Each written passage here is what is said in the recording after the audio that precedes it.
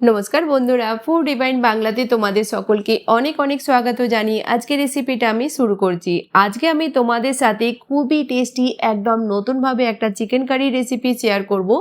এভাবে তোমরা একবার অবশ্যই বানিয়ে দেখো, আশা করছি ভালো লাগবে। তো আজকের রেসিপির জন্য আমি এখানে নিয়েছি 800 গ্রাম চিকেন তোমরা তোমাদের প্রয়োজন মতো কম বেশি করে নিও। এবার আমরা কড়াইতে নিয়ে নেব এক বড় চামচের এখানে গোলমরিচকে আমরা গ্যাসের ফ্লেমটা লো মিডিয়াম করে ভেজে নেব 2 মিনিটের জন্য। যখন হালকা এভাবে আমাদের গোলমরিচ ভাজা হয়ে যাবে তখন আমরা এটাকে দরদরা পিষে নেব। ফাইন পাউডার তৈরি করবে না, হালকা দরদরা রাখবে, এতে চিকেনের টেস্টটা অনেকটাই বেড়ে যায়। তো 2 মিনিটের জন্য আমি গোলমরিচগুলোকে ভেজে নিলাম। এবার তুলে রেখে দেব একটা প্লেটেতে, আর যখন হালকা ঠান্ডা হয়ে যাবে তখন আমরা দরদরা পিষে নেব। এবার কড়াইতে নিয়ে নেব 1/3 কাপ তেল গরম হয়ে গেলে আমরা দিয়ে দেব এখানে 1 চামচ বাটার মেল্ট হয়ে গেলে দিয়ে দিলাম এখানে 1 চামচ গোটা জিরাকে আমরা প্রথমে ভেজে নেব। জিরা ভাজা হয়ে গেছে, দিয়ে দিলাম এখানে 2 চামচ আদা রসুনের পেস্ট, 30 সেকেন্ডের জন্য ভেজে নেব।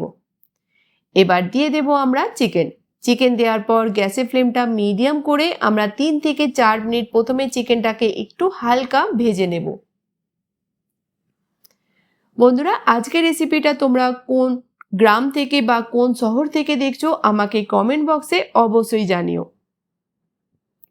3-4 মিনিটের জন্য মিডিয়াম ফ্লেমেতে চিকেনটাকে হালকা ভেজে নিলাম। চিকেনের কালার হালকা যখন চেঞ্জ হয়ে যাবে আমরা দিয়ে দেব 3টে মিডিয়াম সাইজের টমাটারকে এইরকম স্লাইস করে কেটে। গ্যাসের ফ্লেমটা লো করে দিয়ে ঢাকা দিয়ে দিলাম 5 মিনিটের জন্য। 5 মিনিট পর একবার ভালো করে মিক্স করে নেব। দিয়ে দেব এখানে লবণ স্বাদ মতো। ভালো করে মিক্স করে নিতে হবে আমাদের। আর গ্যাসের ফ্লেমটা লোতে রেখে ঢাকা দিয়ে দেব আবার আমরা 5-7 মিনিটের জন্য। আর বীজখানে খুলে তোমরা একবার চেকও করে নিও। 8-10 মিনিট পর দেখেই বুঝতে পারছো টমাটার আমাদের পুরোপুরিভাবে সফট হয়ে গেছে। এবার গ্যাসের ফ্লেমটা মিডিয়াম করে দেব আর চিকেনটাকে হালকা আমরা ড্রাই করে নেব। তোমরা চাইলে এইভাবে টমাটারের ছিলকাগুলো আলাদাও করে তুলে নিতে পারো।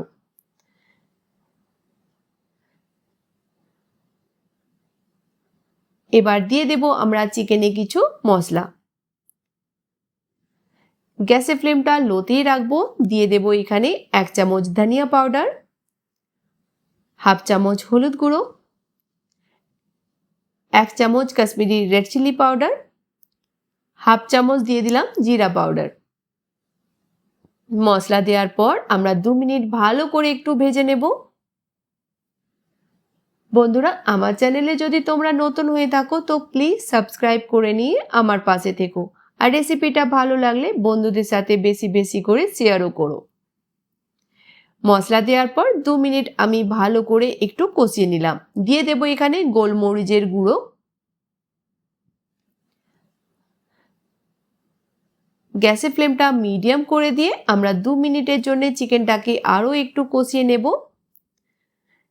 আর দেখেই বুঝতে পারছো চিকেনটা খুবই ভালোভাবে আমাদের কষানো হয়ে গেছে, সাইড থেকে তেল আলাদা দেখা যাচ্ছে। দিয়ে দেব এখানে 3 চামচ দই।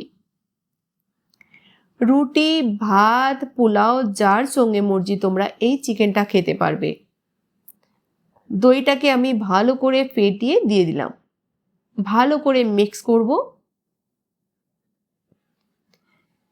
ভালো করে মিক্স করে নিয়ে আমরা গ্যাসের ফ্লেমটা একদম লোতে রেখে ঢাকা দিয়ে দেব আমরা 15 মিনিটের জন্য, যতক্ষণ না চিকেনটা আমাদের পুরোপুরিভাবে সফট হচ্ছে।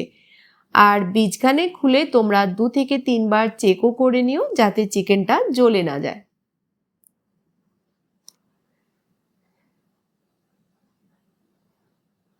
পনেরো মিনিট পর চিকেন আমাদের খুবই ভালোভাবে সফট হয়ে গেছে।